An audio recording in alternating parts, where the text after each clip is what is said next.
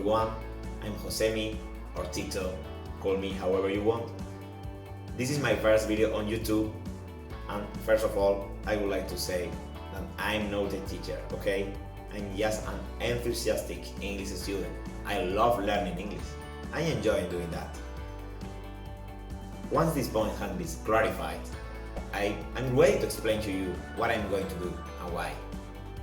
Along these years, I realized that learning English is easier and funner than it looks like. Watch out, I said funner instead of funnier, because funnier comes from funny, which is something that makes me laugh. Algo chistoso, algo que me hace reír.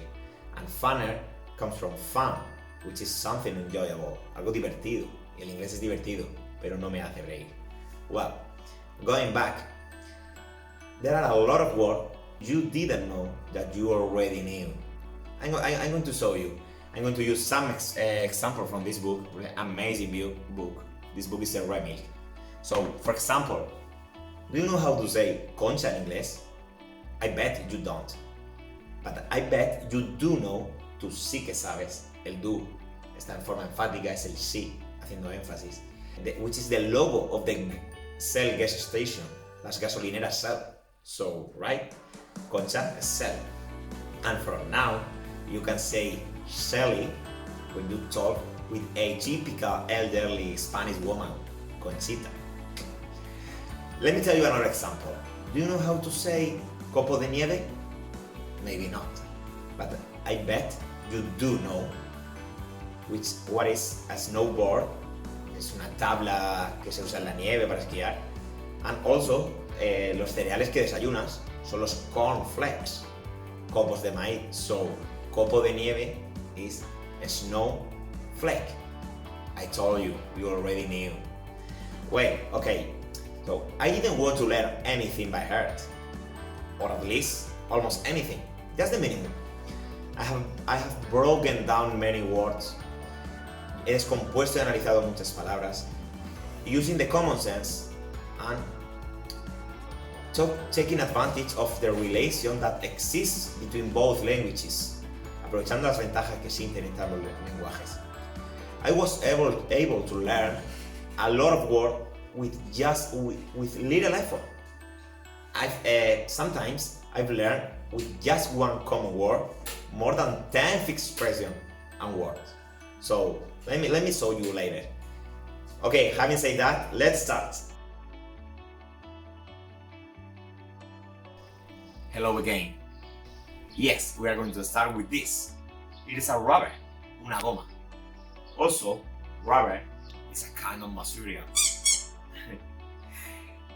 See how they work. These are rubber gloves, guantes de goma.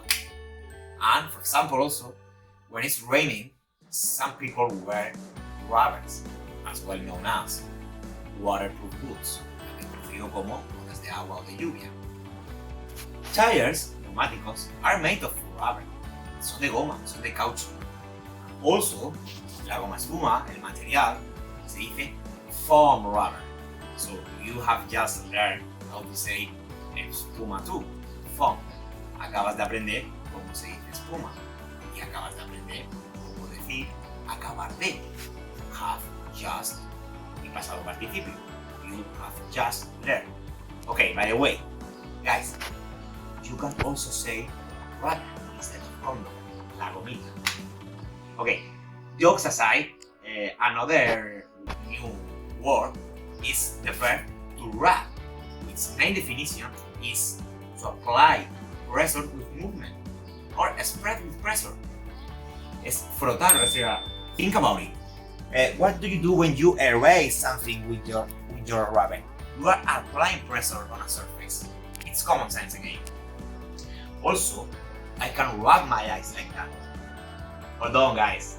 World Health Organization wouldn't approve that. La Organización Mundial de la Salud no aprobaría ese movimiento.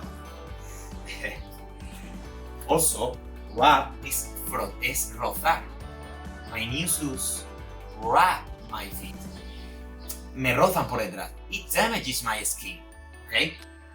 And additionally exists another verb. It's a phrasal verb, to rub off, which is remove or wipe something. Es eliminar algo flotando. For example, the ink from this tattoo won't rub off. Okay? Last but not least, you can also say rub instead of a massage. Think about it. Which is the main movement when someone is doing a massage? Yes, they are applying pressure again. Hello again. The first word easy word that we are going to use today for teaching is this. Everyone knows what it is. We learned when we were young at school. It's obviously a sharpener, un sacapuntas. And the first word today is sharpen, which is a verb, to sharpen. It has a lot of meanings, various meanings. One of them, in a literal sense, is to make something sharper. Afilar, for example, a pencil or a knife. Okay. For the other hand, in a figurative sense, it has several meanings. One of them is for instance, to make an image clearer, something which was blurry, borroso. Okay, so es agudizar la vista, enfocar en algo. Okay. Also, sharpen means to improve your skills. Okay, es agudizar tus habilidades, es afilar tus destrezas. And besides, sharpen means make your mind or your sense more acute. Es agudizar tu mente o tus sentidos. With the last strong coffee, guys, that I drank before, I sharpened my wits and it helped me to concentrate. With this meaning, exists one expression, which is sharpen somebody's wits. For example, I find that doing crosswords sharpen my wits. Crosswords, cruzar palabras cruzadas, crucigrama. Okay. So let's continue. The second word today is an adjective, sharp. Okay. And firstly, in a figurative, in a literal sense, is something afilado, something able to cut or pierce. For example, a pencil, or this, something to pierce, perforar. And now, you know where the word piercing comes from to pierce, perforar. Okay?